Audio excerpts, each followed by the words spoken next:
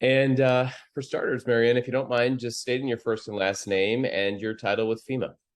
Sure. Marianne Tierney. I'm the regional administrator for FEMA Region 3. And do you mind telling me a bit about what your task as regional administrator consists of?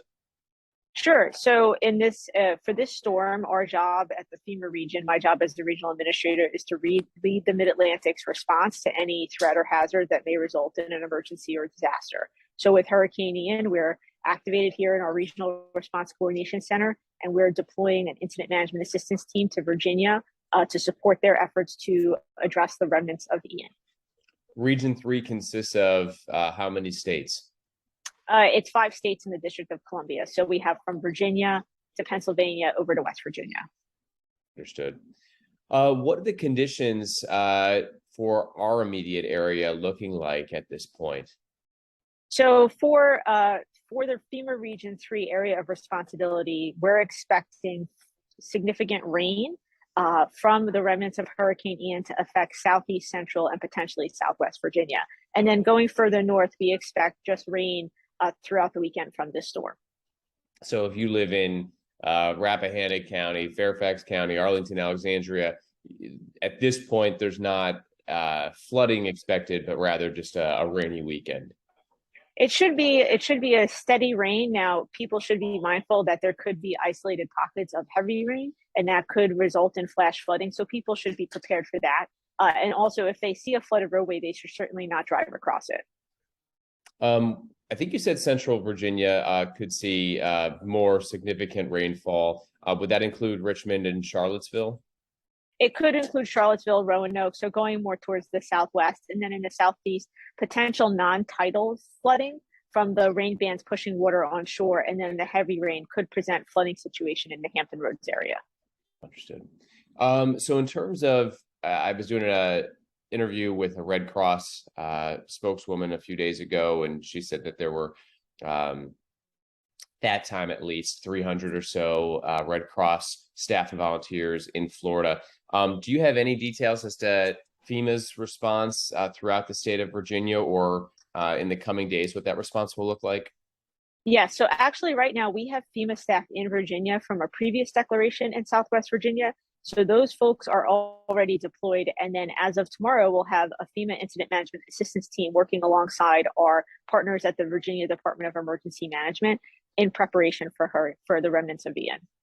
And what type of prep work is being done by first responders to include FEMA? Yeah, that's a great question. So at the local level where there's expected rainfall, local governments will typically do things like clean out their sewers, make sure that their culverts are clear of any debris so that if there is heavy rainfall, it doesn't back up and cause flooding on the roadways. So that's one kind of local preparatory measure. At the state level and at the federal level, we're preparing to support our partners downstream. So states supporting local governments, the federal government supporting the state. We're looking at the potential for shelter operations if needed, evacuations if that's needed, though very unlikely in this scenario for Virginia, but then also post-storm impacts, power outages, doing damage assessments, looking at the potential for other services that might be needed post-event. I know when the newsroom received the alert that FEMA was activating Virginia, it caught some by surprise. I mean, we've seen how hurricanes can move across great swaths of our country and multiple countries with relative ease. But would you mind speaking to just how a storm of this size can go from the Central Caribbean all the way up to Virginia and still pack a punch? Yeah, that's a great question. So Region 3 is often affected by the remnants of tropical storms and hurricanes that affect the Gulf and the Southeastern Atlantic United States. Usually those storms will, form in the Caribbean or form in the Gulf and then traverse either Florida or the Gulf and then make their way through the interior of the United States, often landing in the mid-Atlantic. And those storms can bring significant rainfall and heavy winds. Hurricane Irene is an example of that. Hurricane Ida, the remnants of that, is an example. Tropical Storm Lee. Those are examples of storms that, even though they make landfall far, far away, can still have significant rainfall inland. So the command center, for lack of a more accurate term, behind you, can you tell me, what some of your colleagues are doing right now and what you do throughout the course of the storm in this room, in this center? Yeah, so we've been activated since early this week. This is the Regional Response Coordination Center. And here we have FEMA staff with our other federal agencies partners. They're called emergency support functions. We're planning by each function. So, for example, transportation, uh, the health and medical, search and rescue. And so we work alongside the Virginia Department of Emergency Management and the other state emergency management agencies in Region 3 to understand where their concerns are and then what requirements they might have, and then think about how we would potentially assign resources at the federal level to support them, whether that's additional search and rescue teams, debris teams, power restoration teams, a health and medical task force. All of that's being contemplated. Now, obviously, Florida was heavily impacted and there's an enormous response operation there. We're not expecting something at that level, but we want to be prepared for what we could potentially see, which is flash flooding or localized heavy flooding.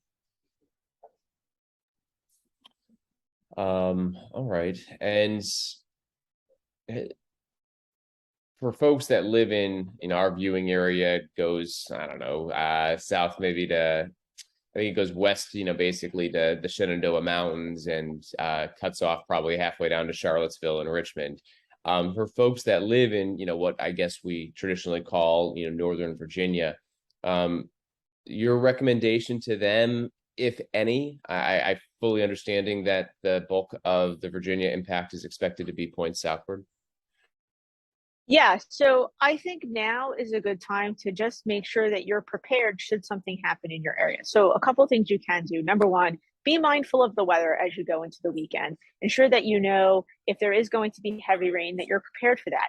If you're out in the heavy rain and driving and you see a flooded roadway, don't drive through it. That can be very hazardous and life-threatening. So I encourage people not to drive through flooded waters. Also, make sure you have supplies at home and on hand should you lose power or potentially have flooding in your home. So you can have an emergency supply kit in your house. And in the off chance that you do have to evacuate, make sure that you have a go kit so that you can rapidly leave your home. And stay tuned to local officials and heed their advice.